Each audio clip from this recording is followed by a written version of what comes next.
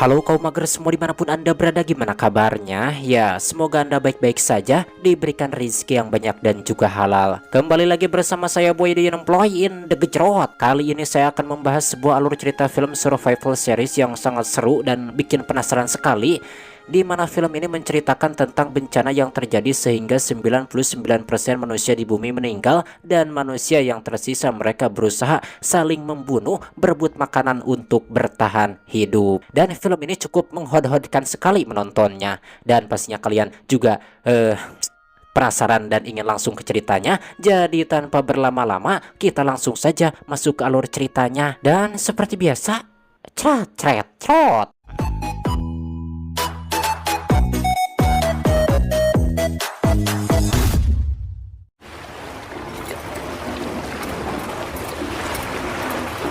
Cerita bermula dengan memperlihatkan sebuah perahu yang sedang bersantai di tengah laut berisikan 3 remaja. Gadis yang di tengah bernama Clara dan mereka berencana menghabiskan malam di sini. Kemudian Clara keluar perahu melihat pemandangan kota yang indah. Namun tak lama kemudian semua lampu di kota tiba-tiba saja mati yang membuat tempat ini sangat gelap. Dari sisi lain ada cahaya seperti aurora yang tidak pernah muncul di Argentina. Che, ¿alguna vez viste algo así? Melihat itu Clara kemudian bersiap untuk kembali ke dermaga, namun saat di dalam dirinya melihat temannya terjatuh. Lalu pintu kapal tiba-tiba tertutup dan Clara tidak bisa keluar dan hanya bisa melihat temannya dari dalam. Sebelum lanjut kita mundur dulu ke beberapa jam sebelumnya. Di kota sedang ada demo karena pemerintah sering mematikan listrik. Dan pria yang ada di dalam mobil ini bernama Juan yang merupakan ayah Clara. Di sampingnya ada teman lamanya yang bernama Russo. Tak lama kemudian adik ipar Russo yang bernama Omar masuk mobil yang mana dirinya meminta polisi membubarkan pendemo namun gagal. Kini mereka harus memutar padahal tujuan mereka sudah dekat. Saat di perjalanan Russo lupa membawa Amer sehingga dirinya memesan Amer secara online. El whisky me olvidé. Pedilo, ¿no? ¿A dónde te fuiste vos? Lansing, Michigan. Me fui con cacerolazos, vuelvo 20 años después, me reciben con cacerolazos. Mereka akhirnya sampai di sebuah bengkel dan disambut seorang mekanik yang masih bekerja. Mereka parkir di bengkel ini dan Juan menitipkan kunci mobilnya dan Russo juga memberitahu kalau tak lama lagi akan ada yang mengirim Amer ke sini. Tujuan mereka adalah rumah di pinggir bengkel dan dari sini mereka bisa melihat 2 orang pria bernama Lukas dan Tano yang merupakan teman lama Russo dan Juan, dan mereka berempat adalah sahabat. Saat akan masuk, istri Tano yang bernama Ana akan membuang sampah dan Juan membantu Ana membuang sampah. Salah satu yang dibuang adalah buku telepon lama. Ana muak dengan hobi Tano yang suka mengumpulkan barang lama. Kemudian mereka ke basement untuk bermain kartu karena ternyata setiap Jumat malam mereka berempat biasa bermain kartu. Omar biasanya tidak ikut namun karena kasihan Russo mengajaknya ke sini. Disebabkan Omar tidak diajak bermain, dirinya melihat-lihat barang milik Tano. Dan Tano tidak suka ada orang yang menyentuh barang-barangnya. Déjala donde estaba, haz el favor. Te dije que a Teo no le gusta que le toquen las cosas. Me dio pena, por eso lo traje. Ahí ya está por llegar, ¿eh? ¿Lo pediste o no? Claro que lo pedí.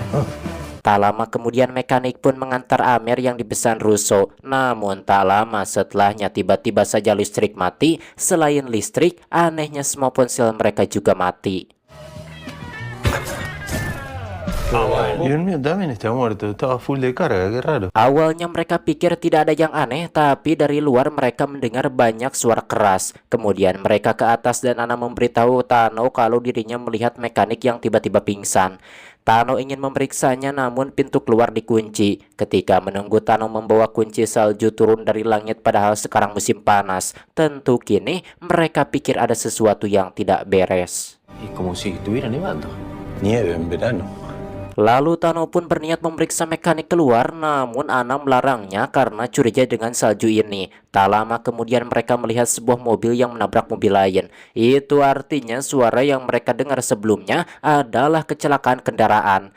Tano pikir ada sesuatu dengan salju ini dan dirinya meminta semua orang untuk menutup semua jendela dan saluran ventilasi keluar agar rumah ini tetap steril.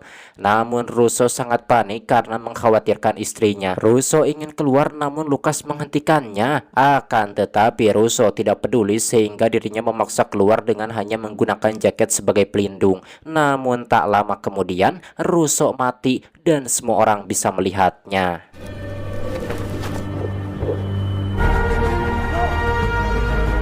Kini mereka tahu kalau salju ini adalah berita buruk, tak ada yang bisa mereka lakukan selain menunggu. Terlihat dari beberapa rumah di sana hanya rumah Tano yang memiliki cahaya. Ana berkata kalau dirinya melihat mekanik jatuh seperti Russo.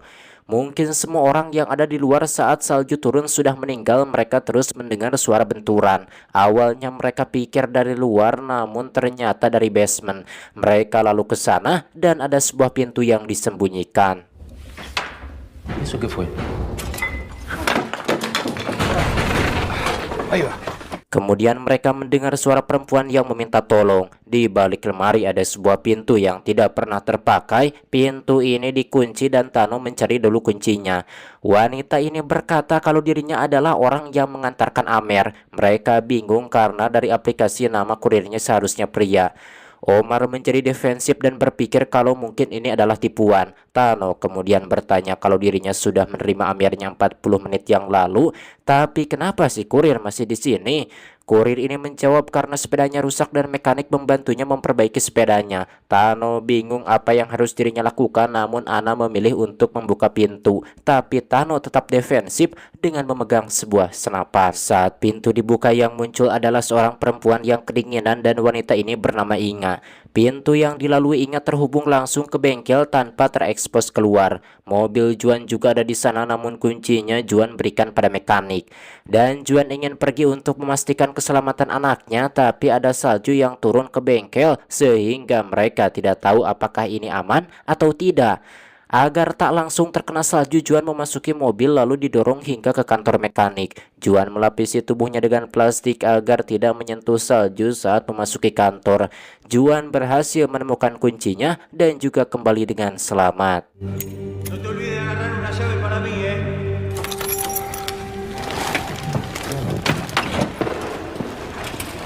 Mereka mencoba banyak mobil namun tidak ada satupun mobil yang mau menyala. Sementara itu Lukas bertanya, kenapa Inga menjadi kurir? Inga menjawab kalau pesanan ini adalah milik kakaknya dan dirinya menggantikannya. Namun saat akan pulang sepedanya rusak sehingga Inga memperbaikinya dulu bersama mekanik dan tanpa diduga hal ini menyelamatkan hidupnya. Sementara itu salju masih turun dan mobil tidak bisa menyala sehingga mereka hanya bisa menunggu.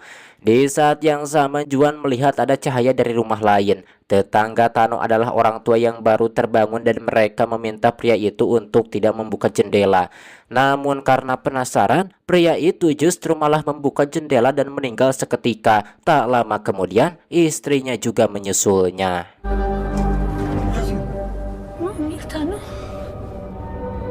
Melihat ini Juan semakin cemas pada anaknya. Dirinya ingin pergi ke rumah mantan istrinya karena anaknya tinggal di sana. Dan Juan ingin pergi sebelum matahari terbit karena anaknya sering keluar pagi. Mereka menggunakan ide Omar untuk membuat pakaian hazmat dari barang seadanya. Tujuannya adalah agar tubuh Juan tidak terekspos salju ini. Tano yang khawatir ingin Juan membawa senapan untuk berjaga-jaga, namun Juan menolaknya. Dan sebelum Juan pergi, Omar menodongkan mereka senapan. Omar pikir ini adalah idenya dan dirinya juga ingin keluar. Akan tetapi ternyata senapan ini kosong sehingga gertakan ini hanya menunjukkan sifat Omar yang busuk. Pero está sin montar, criatura. Gil.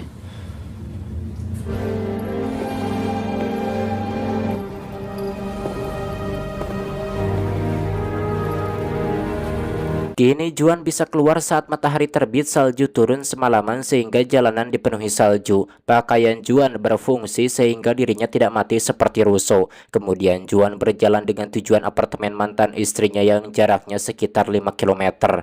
Di tengah perjalanan Juan melihat banyak mayat yang mati seketika saat salju pertama turun. Dan sejauh Juan berjalan dirinya tidak menemukan satupun orang yang masih hidup. Sementara itu salju turun semakin lebat.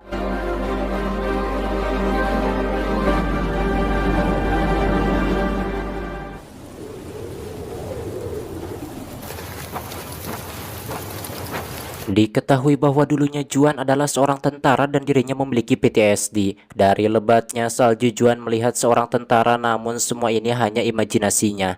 Tapi hal ini cukup untuk membuatnya panik. Juan akhirnya menghindari jalan raya dan memilih menelusuri rel kereta.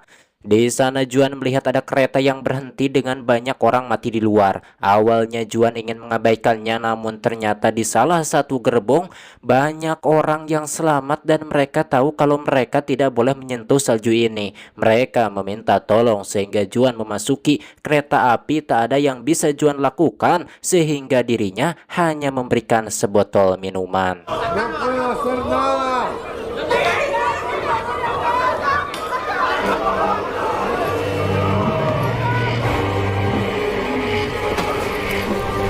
Setelah berjalan cukup jauh, akhirnya Juan sampai di apartemen mantan istrinya. Ada mobil yang menabrak pintu sehingga banyak yang meninggal di lobi. Tempat ini steril sehingga Juan bisa membuka maskernya. Di sini Juan bisa melihat kalau banyak penghuni apartemen yang selamat. Namun Juan ingin mereka tidak mengetahui keberadaannya. Saat masuk ke apartemen istrinya, Juan tidak menemukan anak dan istrinya ada di sana.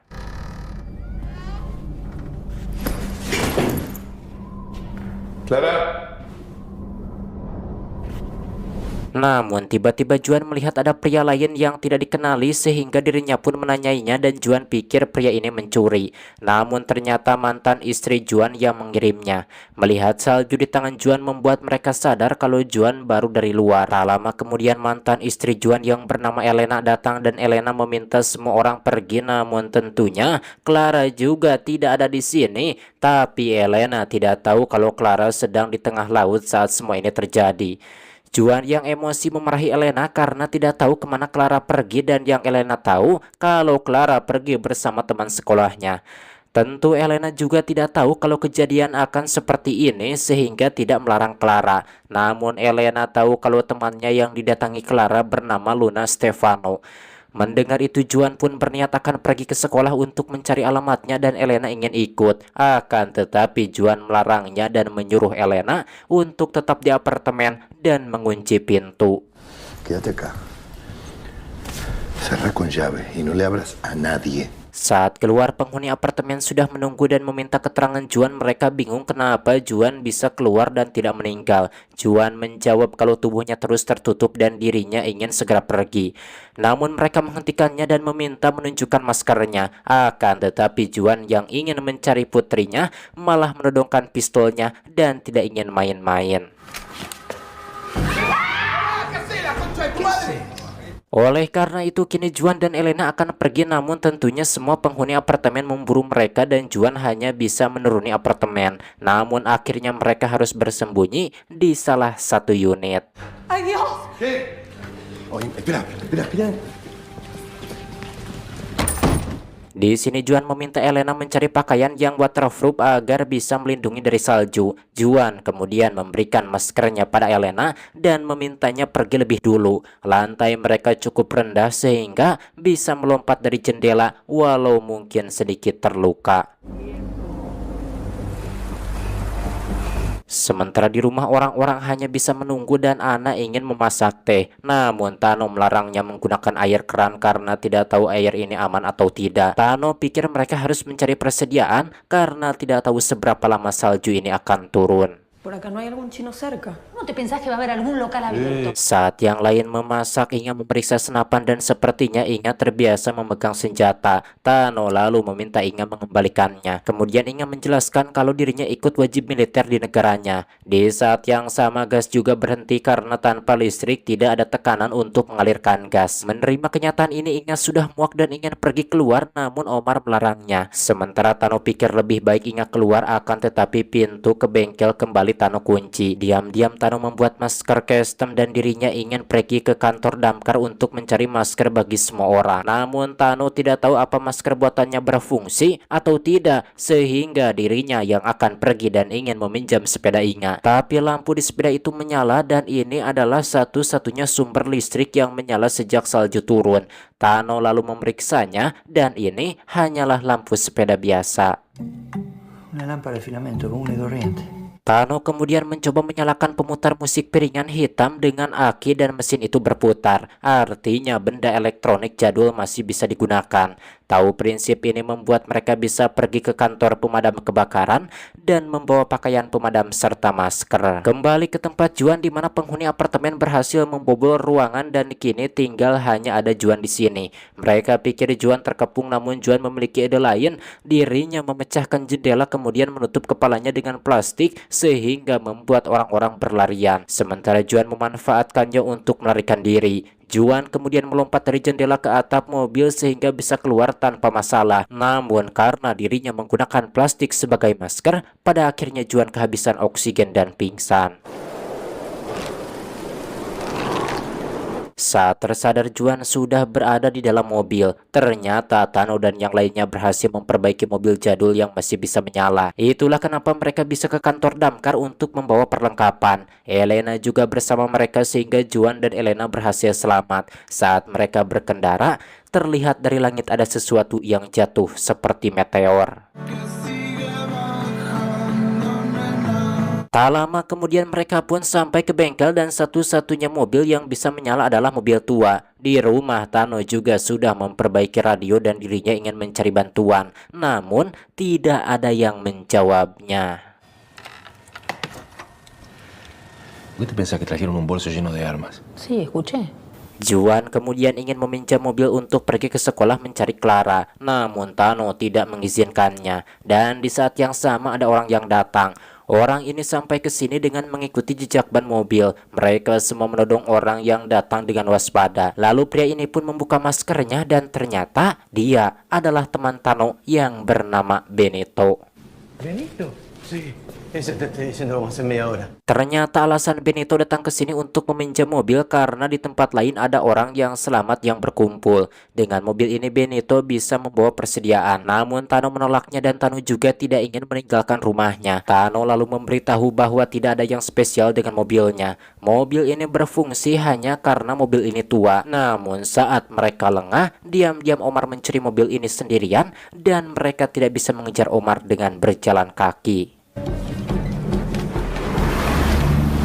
Kini Juan dan Elena ingin keluar untuk mencari Clara sementara Inge juga ingin keluar dengan sepedanya. Di tempat lain Omar yang sedang berkendara, dirinya menyadari ada meteor yang jatuh di langit dan membuat langit berwarna merah. Hal itu membuat Omar tidak fokus berkendara hingga akhirnya kecelakaan menabrak sebuah toko.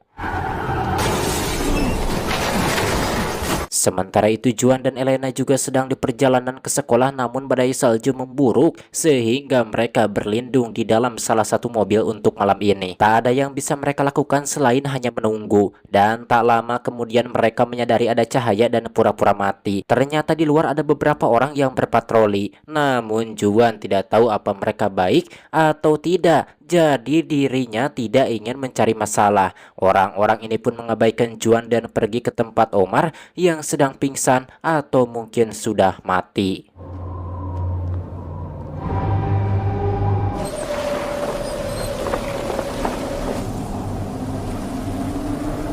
Keesokan harinya Juan dan Elena berhasil sampai ke sekolah Clara. Mereka menemukan foto Clara yang merupakan anggota tim sepak bola. Di sana juga ada foto teman Clara. Mereka kemudian membagi tugas di mana Elena akan mencari informasi, sementara Juan akan mencari mobil yang bisa dipakai. Setelah mencari cukup lama, akhirnya Juan menemukan sebuah mobil tua dan berhasil menemukan kuncinya. Dan untungnya mobil ini bisa berfungsi dengan lancar. Sementara di sekolah Elena masih mencari berkas alamat teman Clara tapi tidak menemukan apapun. Dan tak lama dirinya mendengar suara dari ruangan lain. Dengan waspada Elena mencari sumber suara itu hingga sampai di toilet di mana suara itu berasal.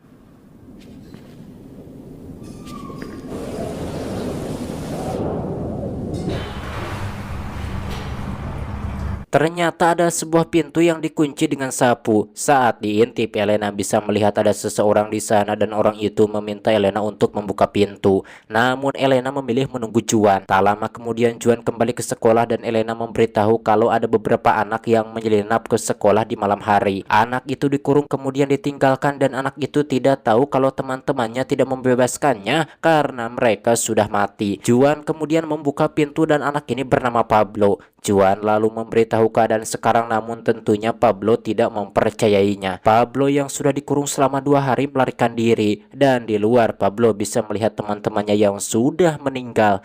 Melihat ini membuatnya mempercayai perkataan Juan dan Elena.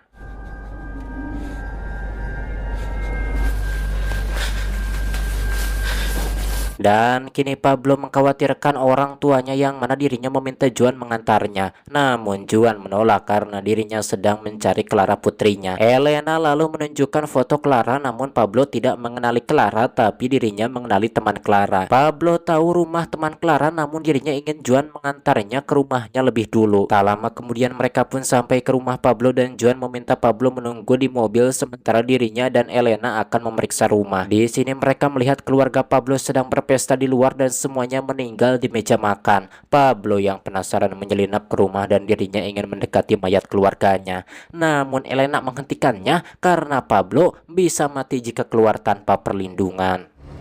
Otra vez en cero. Juan kemudian membawa Pablo pergi dan kini Pablo demam. Juan pikir sebaiknya dirinya pulang ke rumahnya, namun lokasinya cukup jauh. Elena pikir sebaiknya mereka ke rumah Tano untuk merawat Pablo. Mereka lalu berhenti di sebuah apotek untuk mencari obat. Diketahui bahwa Elena adalah seorang dokter sehingga dirinya sangat berguna. Selain mencari obat untuk Pablo, mereka juga mencari obat-obatan penting. Tak lama kemudian ada orang yang meminta tolong. Yang datang adalah wanita hamil yang sedang kontraksi. Juan tidak ingin membuka pintu, namun Elena yang baik ingin menolong sehingga Juan pun setuju dan membiarkan wanita itu masuk. Namun sesuai dugaan ini hanyalah jebakan dari belakang. Pasangan perempuan ini datang untuk mencuri mobil Juan. Juan dan Elena dikunci di toilet agar mereka tidak dikejar. Namun mereka tidak menyadari Pablo sehingga Pablo bisa membebaskan mereka.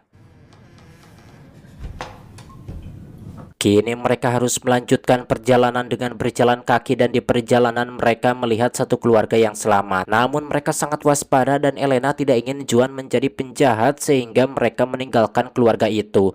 Mereka menghindari jalan raya dan berjalan menyusuri rel kereta. Juan kemudian memeriksa kereta yang berisi banyak orang selamat yang dilihat sebelumnya. Namun sekarang gerbong ini sudah kosong, tapi anehnya di sana tidak ada mayat mereka.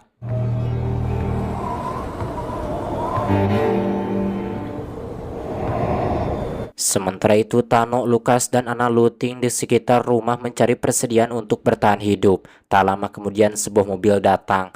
Ternyata itu adalah Inga yang kembali setelah mencari kakaknya. Inga sangat menyesal disebabkan mengambil orderan kakaknya karena seharusnya kakaknya masih hidup, namun justru kini Inga yang masih hidup. Tano lalu bertanya apa Inga melihat ada yang aneh di luar sana. Inga menjawab kalau dirinya tidak menemukan apapun selain mayat kakaknya. Kini Tano mempercayai Inga dan memberinya sebuah pistol karena Inga pernah memegang senjata. Dan Tano ingin Inga menjaga rumah. Setelahnya Tano dan Lukas pergi untuk mencari persediaan lebih jauh dan mereka ingin pergi ke kantor damkar. Lukas bingung kenapa mereka tidak mencari makanan lebih dulu. Tano menjawab kalau ada banyak makanan di supermarket, yang penting adalah merubah bengkel menjadi benteng karena saat apokalips ancaman terbesar adalah manusia yang ingin bertahan hidup. Tak lama kemudian mereka sampai, namun tempat ini sudah kosong yang artinya sudah ada kelompok lain yang looting tempat ini. ¿Por qué no seguimos viaje mejor?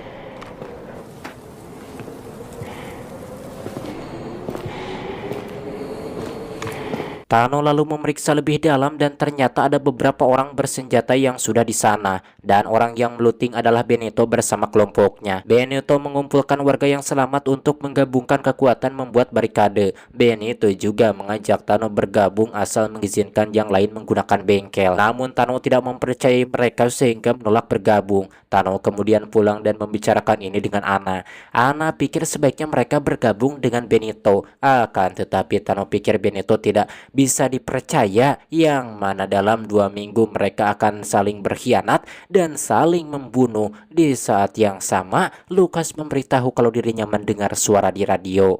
Acá Alfredo Favalli de Argentina. ¿Hay alguien? Tano mencoba menghubungi orang di radio dan berhasil terhubung dengan orang dari Uruguay. Namun ternyata kejadian yang sama juga terjadi di Uruguay. Sepertinya semua benua Amerika terkena dampak ini. Lalu Tano juga baru terhubung dengan orang Brazil yang juga mengalami hal yang sama. Namun Tano tidak mengerti kenapa dirinya tidak terhubung dengan orang Brazil itu. ¿De Brasil de dónde? No entiendo por qué nosotros no podemos comunicarnos con ese tipo de Brasil. Tano kemudian memeriksa antena karena mungkin ada masalah dengan antenanya, namun dirinya sadar tidak ada masalah dengan antenanya. Yang salah adalah magnet bumi karena kompasnya juga tidak berfungsi. Tano lalu memeriksa kompas lain, namun semua kompasnya tidak berfungsi. Tak lama kemudian Juan, Elena, dan Pablo sampai di tempat Tano. Mereka melihat banyak benda di bengkel. Lucas memberitahu kalau Tano ingin pergi ke pulau untuk berlindung. Juan kemudian bertanya kenapa Tano ingin pergi. Tano pun menunjukkan magnet yang tidak berfungsi, karena itulah sinyal gelombang pendek tidak berfungsi. Dengan begitu orang dengan jarak dekat tidak akan terhubung, yang artinya tidak akan ada bantuan yang datang. Namun Juan tidak akan ikut dengan Tano ke pulau sebelum bisa menemukan Clara. Tano pikir kalau mungkin Clara sudah meninggal, akan tetapi Juan tidak menerima perkataan ini. Namun dirinya juga tidak ingin melakukan apapun pada Tano, mengingat Tano adalah sahabatnya. Di tempat lain, pasangan yang mencuri mobil Juan sedang beristirahat. Si pria kemudian keluar mencari bensin untuk mobil mereka. Ketika sedang mengambil bensin dari mobil lain, si pria mendengar sesuatu sehingga dirinya memeriksanya dan menemukan sesuatu yang mengejutkan. Sementara ada sesuatu yang menyerang mobil sehingga mendorongnya hingga terbalik di parit. Kembali ke tempat Juan, kondisi dari Pablo memburuk sehingga Elena harus mengurusnya. Juan ingin Pablo dititipkan pada Tano ke pulau sementara mereka harus fokus mencari Clara. Namun Elena pikir kalau Pablo adalah tanggung jawab mereka karena membawanya ke sini. Masalahnya Juan tidak memiliki petunjuk kemana dirinya harus mencari Clara. Namun saat melihat tempat sampah, Juan mengingat buku yang dibuang Ana di awal film. Salah satunya adalah buku telepon lama. Sementara itu Tano dan Lucas pikir persediaannya masih kurang sehingga harus looting kebutuhan mereka. Mumpung di sana, Tano mencoba menggunakan walkie-talkie lama untuk berkomunikasi dengan Inga dan berhasil. Inga lalu memberitahu kalau Juan menemukan alat teman Clara dari buku telepon itu. Di sisi lain, Juan akhirnya pergi sendiri karena Elena harus mengurus Pablo. Tak lama kemudian ada sebuah mobil yang mendekat membuat Juan sangat waspada. Namun ternyata itu adalah Tano yang ingin membantu. Tano tidak ingin meninggalkan Juan sendirian di sini. Mereka terus berkendara, namun tak lama kemudian perjalanan mereka terhenti karena banyak tumpukan mobil di jembatan yang menutup jalan raya. Tumpukan ini terlihat disengaja karena tidak seperti kecelakaan dan mereka tidak bisa melewatinya.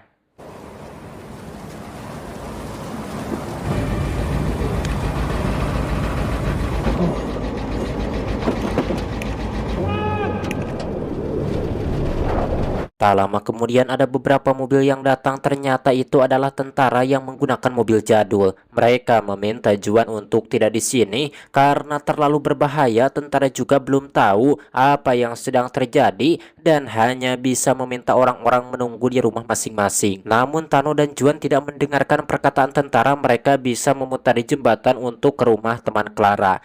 Akan tetapi tentara sudah menunggu mereka bahkan tanpa ragu menembak. Namun yang ditembak bukan mereka melainkan sesuatu yang di atas jembatan. Mereka melihat ada beberapa monster yang menyerang tentara. Karena tidak fokus berkendara, mereka mengalami kecelakaan, di mana monster yang menyerang tentara berbentuk seperti kumbang raksasa. Mereka sangat kuat sehingga tidak mudah dibunuh. Mereka membalut mangsanya dengan jaring seperti laba-laba. Ada juga yang menyerang Juan dan Tano, namun mereka berhasil selamat dengan bersembunyi.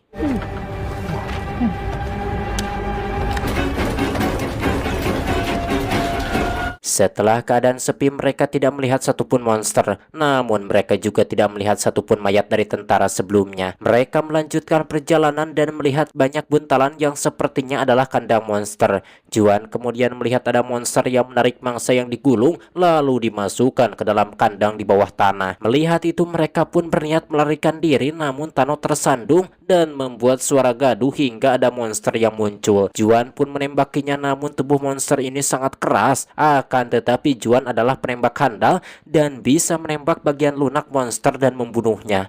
Namun tak lama kemudian lebih banyak monster yang muncul sehingga mereka harus melarikan diri. Mereka berlindung di sebuah gereja karena ada yang melemparkan molotov. Sepertinya api ampuh untuk membunuh monster ini. Akan tetapi monster ini sangat banyak dan bisa memasuki gereja. Namun gereja ini memiliki ruang rahasia yang dipakai untuk bersembunyi. Mereka pun dengan senang hati menerima Juan dan juga Tano. Mereka menunggu tentara. Namun tentu tentara tidak akan datang karena dibantai monster. Tentara hanya berkata kalau di markas tentara sedang dibuat rencana. Ternyata Omar juga berada di sini dan berkata kalau Juan dan Tano berbahaya. Namun biarawati menerima semua orang dan tidak membeda-bedakan siapapun. Sí, lamentablemente. Por favor, otra vez no. Juan kemudian bertanya apa mereka tahu dari mana monster ini. Mereka menjawab dari langit.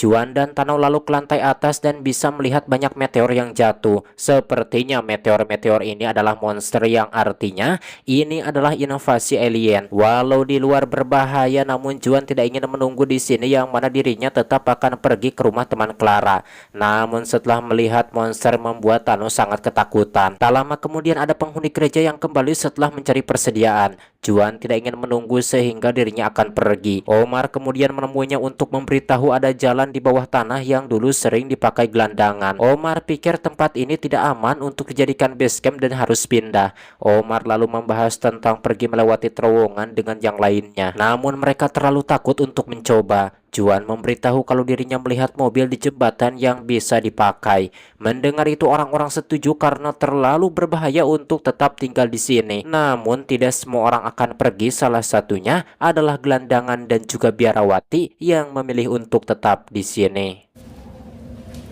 Chao, cuídate.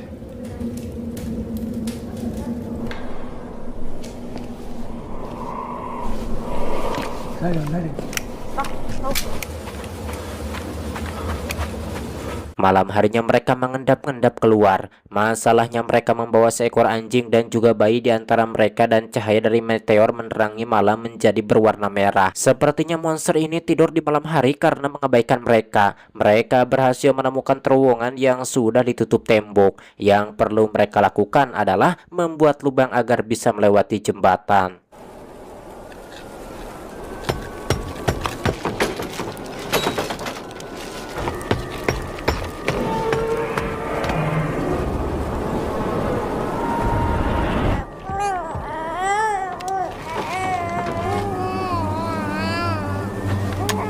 Setelah lubangnya cukup besar, mereka bisa melewati terowongan. Namun di saat yang sama ada monster yang menyadari keberadaan mereka. Monster ini mencari mereka, namun semua orang sudah berada di dalam terowongan terkecuali seorang ibu dan bayinya yang masih bersembunyi di dalam bus bersama Juan.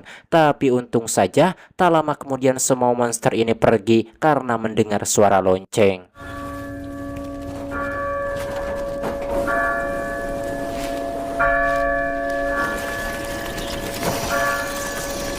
Suara lonceng ini berasal dari gereja yang dinyalakan biarawati dan dengan begitu para monster ini terpancing ke gereja meninggalkan orang-orang yang akan melarikan diri. Sementara biarawati sudah siap menunggu para monster ini dengan menumpahkan bensin dan saat banyak monster yang memasuki gereja, dirinya akan membakar semuanya. Sementara Juan berhasil menemukan mobil yang bisa dipakai, masalahnya mobil ini tersangkut dan harus diturunkan. Namun ada monster yang menyerang dan akan membungkus seseorang, tapi untung saja ada yang melempar bom asap yang ternyata menakuti monster ini. Walau monster ini besar, namun dia masihlah serangga. Kini semakin banyak monster yang datang, namun mobil sudah siap dipakai. Untungnya ini adalah mobil pick up dan bisa membawa banyak orang sekaligus. Walau para monster ini besar, akan tetapi mereka terlalu lambat untuk mengejar mobil ini sehingga mereka berhasil selamat.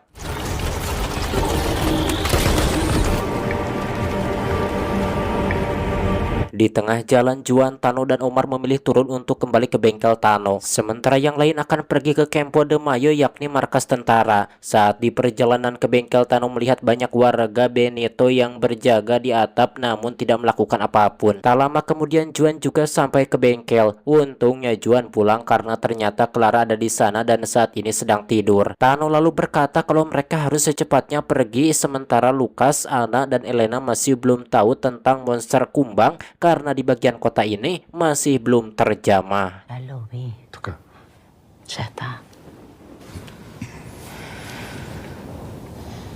Keesokan harinya mereka bersiap untuk pergi. Namun masalahnya cuma ada satu mobil milik Inga di sini. Di saat yang sama Benito datang untuk berbicara. Ternyata mereka juga tidak tahu tentang monster kumbang sehingga Tano memberitahunya. Tano pikir mereka harus pergi namun tidak tahu harus kemana, apalagi dirinya tidak memiliki mobil. Namun Benito memiliki sebuah karavan yang bisa dipakai dan dirinya mau memberikan mobil ini jika Tano ingin menukarnya dengan bengkel. Tano pikir kota ini sudah diambang kehancuran sehingga dirinya menerima usulan ini. Sebuah mobil karavan tua cukup untuk menampung semua orang. Kini mereka memiliki dua mobil yang bisa dipakai semua orang. Sementara hingga sekarang Clara masih tak sadarkan diri. Tano melihat masker dan jas hujan yang dipakai Clara. Ternyata Tano mengenali benda ini adalah miliknya yang dirinya simpan di kapal. Artinya Clara menggunakan kapal Tano tanpa memberitahunya lebih dulu. Kemudian perjalanan Tano dan kawan-kawan pun dimulai, tapi tujuan mereka bukan ke Campo de Mayo melainkan ke pulau.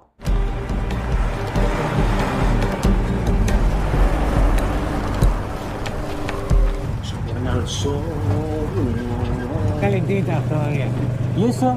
Tortillita santiagueña. Namun di tengah perjalanan mereka hampir mengalami kecelakaan, tapi untungnya mereka berhasil menghindar. Singkat cerita, mereka akhirnya sampai ke dermaga, namun di sana tidak ada air. Sejauh mata memandang tidak ada air, laut seolah akan menjadi tsunami. Lalu di sana mereka melihat ada orang yang meninggal saat memancing. Mereka melihat di embernya masih ada air dan ikan, padahal salju ini sudah turun beberapa hari.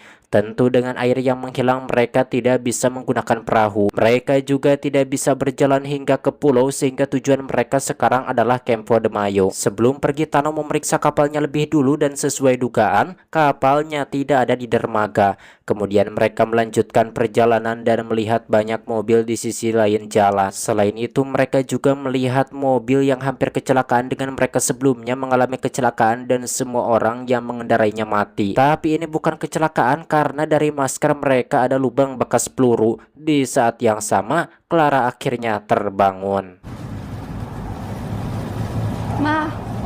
Clara kemudian bertanya apakah dua temannya sudah aman. Ternyata Clara tidak mengingat kalau dua temannya sudah meninggal. Lalu Tano bertanya apa Clara menggunakan kapalnya.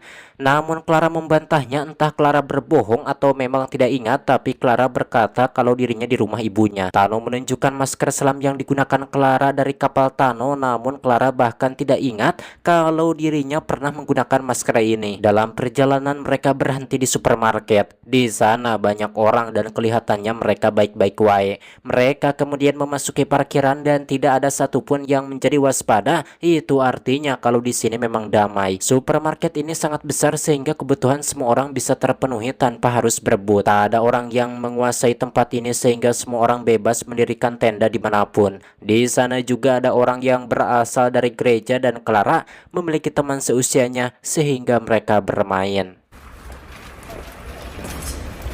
Di malam harinya orang-orang berpesta seolah tidak terjadi apa-apa. Juan lalu bertanya apa orang-orang melihat penembak mobil yang mereka lihat sebelumnya, namun tidak ada yang tahu apa-apa. Kemudian saat itu Clara ditawari makanan daging oleh seorang pria bernama Mikey yang wajahnya tidak begitu sempurna. Akan tetapi Clara menolak karena dirinya vegetarian. Melihat ini membuat Clara merasa aneh, kemudian tiba-tiba memukuli kepalanya sendiri. Di sini Mikey bingung kenapa Clara seperti itu, padahal sebelumnya mereka pernah bertemu. Sementara itu Juan dan Elena membawa Clara untuk beristirahat. Elena tahu ada yang aneh dengan Clara, namun Juan merasa kalau Clara hanya perlu beristirahat di tempat yang tenang seperti di pulau. Akan tetapi Elena pikir sebaiknya Clara dibawa ke Campo de Mayo karena di sana ada rumah sakit. Alasan Juan tidak ingin ke Campo de Mayo karena dirinya mantan tentara dan tempat itu memberinya kenangan buruk. Tano kemudian menunjukkan catatan keluar masuk kapal dari dermaga. Di sana tertulis kalau Clara membawa kapal Tano, sehingga walau kembali ke dermaga belum tentu mereka bisa ke pulau. Waktu berlalu dan kini orang-orang tidur sementara beberapa bermain kartu. Lukas juga ingin bermain kartu namun dirinya ingin main sambil minum-minum. Kemudian Lukas pun pergi mencarinya minuman Amer hingga ke gudang dan berhasil menemukannya.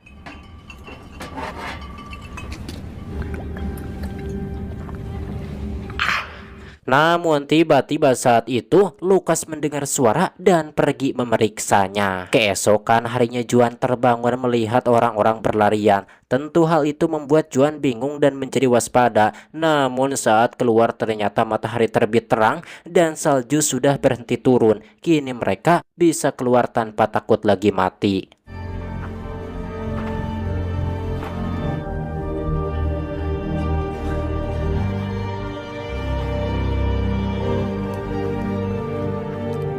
Tentu ini adalah berita baik karena mereka tidak perlu bersembunyi lagi. Dan Tano pun menyadari kalau kini kompas sudah berfungsi namun terbalik di mana kini selatan adalah utara. Kemudian mereka yang menyadari kalau Lukas tidak ada pun pergi berpencar mencarinya namun mereka tidak berhasil menemukan Lukas. Sementara di luar ada 3 orang yang datang ke supermarket. Mereka membawa senjata dan tanpa ragu mulai menembaki orang-orang.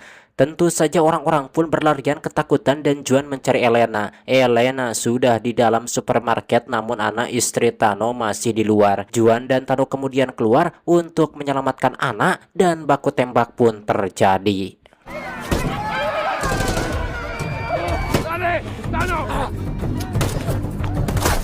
Di sini Juan berhasil membunuh salah satu penembak, namun penembak lain menemukan Mikey dan kakaknya yang bersembunyi di tong sampah.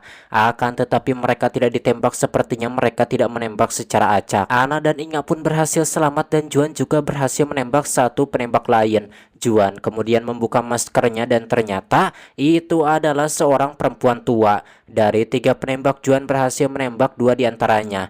Namun walau saat di tempat sampah Mikey tidak ditembak, akan tetapi dirinya tertembak peluru nyasar di perutnya. Elena yang merupakan seorang dokter pun ingin membantu namun kondisi Mikey sangat buruk. Tak lama kemudian tentara datang dengan Lukas di antara mereka. Tano, Juan. Ternyata Lukas yang meminta tentara ini ke sini dan akan pergi ke Campo de Mayo. Orang-orang kemudian diangkut mobil tentara ke Campo de Mayo.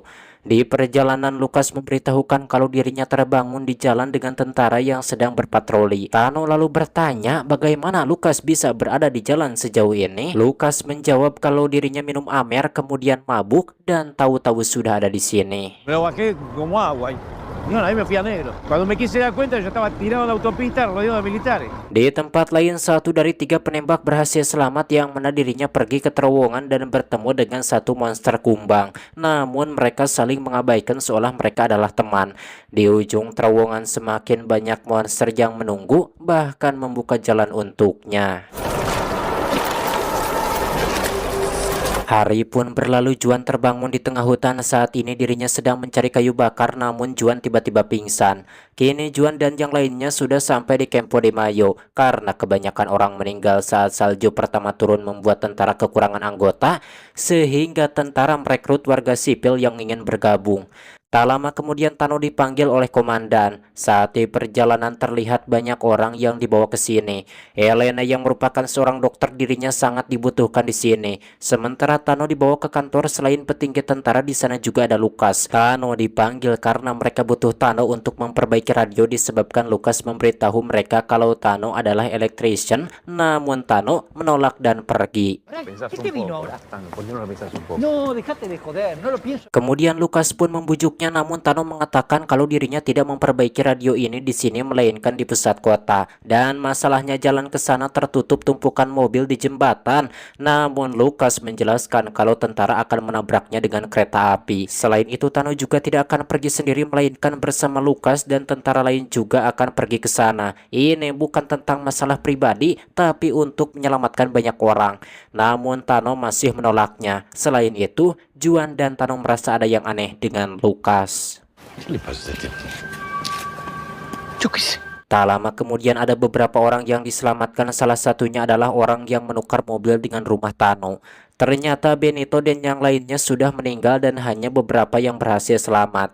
Tano kemudian membicarakan permintaan tentara ke pusat kota, sementara Juan masih ingin membawa Clara ke pulau. Namun Elena dan Ana pikir pilihan terbaik untuk Clara adalah tetap di sini. Tano juga menambahkan kalau mungkin rumahnya di pulau tak lebih baik dari tempat ini. Tal vez la isla ahora es tierra de nadie.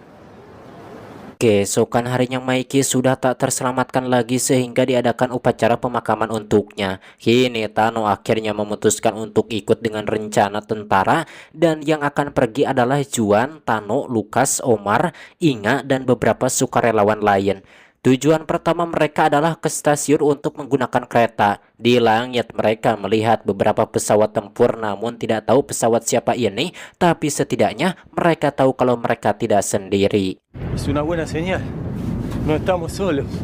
Singkat cerita, mereka sampai ke bengkel kereta dan salah satu dari mereka adalah masinis yang bisa memperbaikinya. Mereka juga kemudian memodifikasi bagian depan kereta agar kuat saat menabrak tumpukan mobil di jembatan.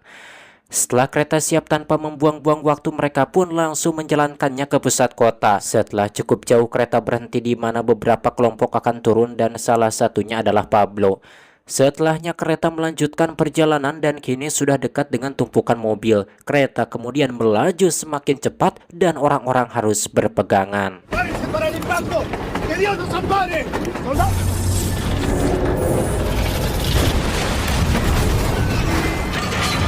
Karena sudah dimodifikasi, kereta ini bisa menabrak tumpukan mobil tanpa terguling. Tak ada monster yang menyerang sehingga perjalanan mereka berjalan lancar tanpa masalah. Tak lama kemudian mereka berhenti karena jalur kereta sudah rusak. Kini mereka pun harus melanjutkan perjalanan dengan berjalan kaki, namun untungnya jaraknya sudah dekat. Mereka melihat ada pesawat yang jatuh sehingga mereka bingung apa yang membuat pesawat ini jatuh. Perjalanan mereka pun berjalan dengan lancar sehingga mereka bingung kemana para monster ini. Mereka kemudian memasuki sebuah gedung dan beberapa orang berjaga. Sementara Tano dan yang lainnya akan memperbaiki radio, sedangkan Inga dan sisanya memeriksa pesawat yang jatuh. Di sana mereka menemukan sebuah bom yang belum digunakan dan berdasarkan maps, sepertinya target pesawat ini adalah untuk membom stadion. Namun saat keluar pesawat mereka dikepung warga sipil yang sepertinya sedang dalam pengaruh sesuatu. Sementara itu Tano berhasil memperbaiki radio dan saat ini sedang menyebarkan berita lewat radio dan antena besar agar bisa menyebarkannya seluas mungkin. Gracias. Orang-orang dari Campo de Mayo bisa mendengar pesan suara ini dari radio yang artinya mereka berhasil, kemudian menembakkan flare sebagai informasi kalau rencana ini berhasil. Tim Pablo melihat flare ini sehingga tahu rencana ini berhasil dan dirinya juga menembakkan flare agar tim Tano bisa mengetahui kalau rencana mereka berhasil.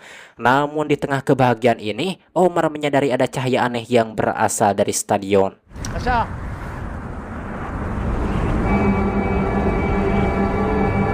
Saat malam poek, Juan pikir sebaiknya mereka mengirim orang untuk memeriksa stadion itu, akan tetapi pemimpin misi ini tidak bisa mengorbankan yang lain untuk misi ini. Untuk menghabiskan waktu, Juan, Tano, Lukas, dan Omar bermain kartu.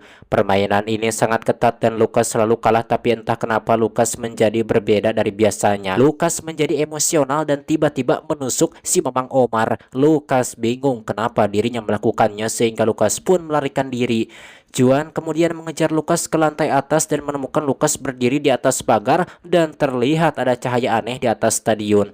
Lucas berkata kalau seseorang berkomplotan untuk merusak Foundation. Tentunya Juan dan Tano bingung. Apa maksudnya? Lucas lalu menjatuhkan diri dari gedung yang tentunya tidak mungkin selamat. Namun saat melihat ke bawah, Juan dan Tano melihat banyak orang yang berjalan ke arah gedung, sehingga mereka pun meninggalkan gedung ini. Saat ke bawah, tentara yang berjaga juga sudah mati. Kini tinggal Juan, Tano, Omar, dan satu tentara yang masih hidup, dan mereka harus kembali ke kereta.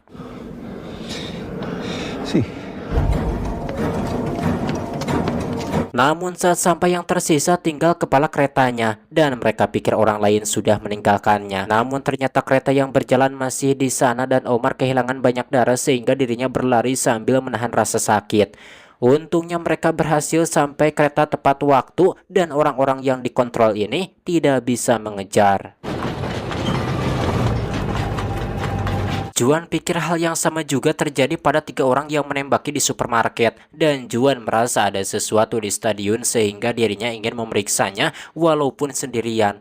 Namun masinis akan menemaninya dan dirinya mengajari Tano cara menjalankan kereta. Saat kereta sedikit pelan, Juan dan masinis turun dari kereta.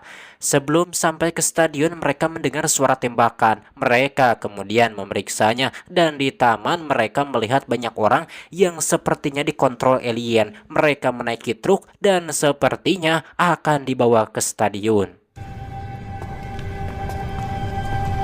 Juan dan masinis selalu menaiki gedung yang tinggi yang mana dari atas sana mereka bisa melihat banyak meteor yang jatuh dan juga banyaknya orang yang dikontrol. Langit berwarna merah karena cahaya dari meteor, namun di bawah gazebo muncul cahaya berwarna biru. Di bawah gazebo itu ada musuh sebenarnya. Makhluk ini memiliki 17 jari dari satu tangannya.